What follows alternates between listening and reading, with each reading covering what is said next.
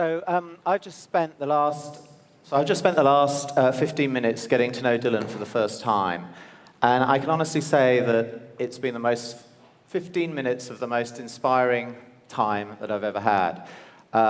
Here's a person that this morning when he woke up didn't know that he was going to be on the stage this afternoon. And his answer to how he was going to explain his ideas, how articulately he was going to do it, was, oh, I'll just give it a go. So I don't think he's got any notes or anything, and he's just going to recite his essay, I guess. So I was absolutely delighted to be chosen as a councillor in this specific session because it's about leadership in government, and I'm not a politician, and I have no intention of going into government. But the idea that entrepreneurial ideas can be part of leadership, I think, is exactly what the future needs. And the idea that because we've got a volatile and an uncertain and ambiguous and a complex world, we need young people with entrepreneurial ideas that can come together with the other parts of society and address all of our problems as a solution together. And you'll hear what Dylan's ideas exactly match that. Now, Dylan has addressed those sort of things that are in this volatile and uncertain world that we're in. He's got experience of terrorism and researching that. He's got experience of gun violence. He's got experience of orphans who have been orphaned through genocide in Rwanda. I'll just leave him to explain all that he's doing. Dylan, your essay winner. Good.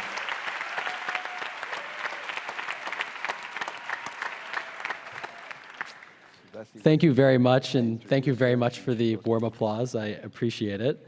I am as surprised as all of you, to be honest, as I was sitting over there just a couple hours ago, and someone said, hey, you're giving a speech. I said, okay, so let's see how it goes.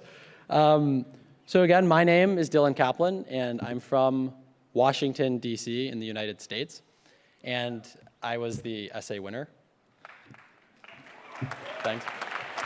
I was surprised, too. So to me, what was very interesting about the topic being how can we increase voices in government from the youth? And it's a very important question that I think is facing all of us. And before I say that, I just want to say it really is such a privilege to be here with all of you. I'm sure we all worked very hard to be here, and I really am very grateful for this opportunity. And I really look forward to getting to know all of you, and I'm just very thankful for this. So what's very exciting to me and why I'm very excited about this concept is right now anything is possible. When you look at how to increase youth representation in the government, lots of ideas exist. But in my mind, there are two specific ways to get youth involved. First, we have to look at the macro picture. You have mayors and technology, and finding a way to combine mayors with technology and connecting them with the youth.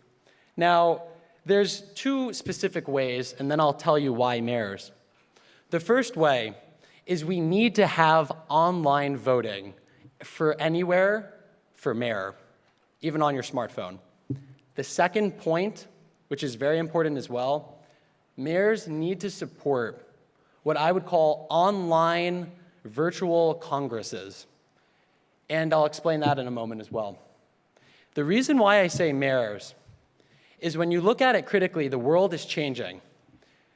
In the 19th century, as late as the 19th century, there are some studies that claim that 29 out of 30 people did not live in a city. And today, that figure is closer to 1 in 2.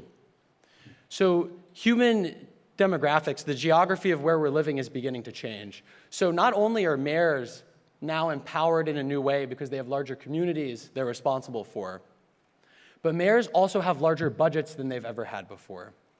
Look at big cities in the world. Look at Mexico City. Look at Mumbai. Look at Delhi. These cities have tens of millions of people. They have budgets comparable to that of small governments.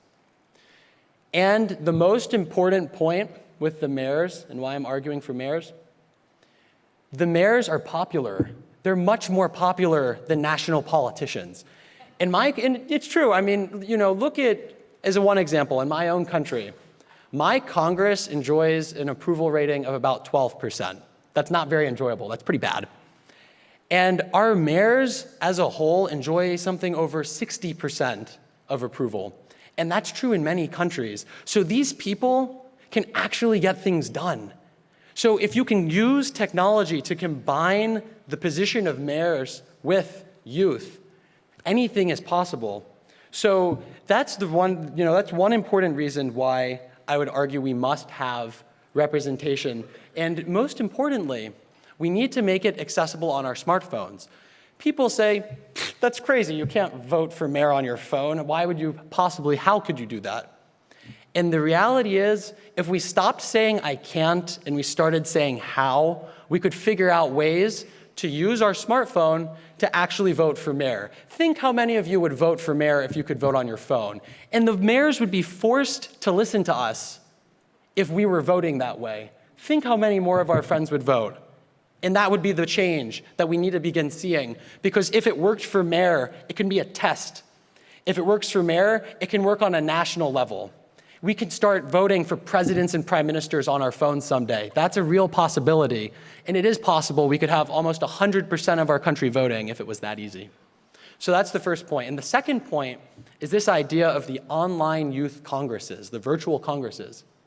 Now, the way I would propose it is if you look at universities in the United States, in Europe, and other countries, you have student body presidents, you have student council presidents.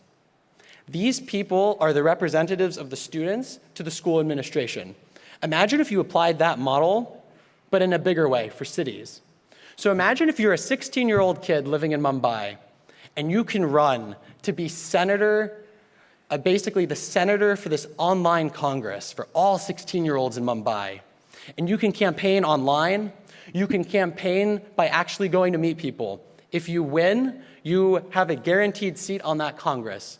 The Congress meets only online because it will reduce geographic and socioeconomic barriers as much as possible. And then imagine if that Congress had a 1-hour Skype session per week with the mayor of Mumbai or the mayor of their city anywhere. Imagine how the voice of youth would go so much louder and would begin to play a bigger role in politics and policy.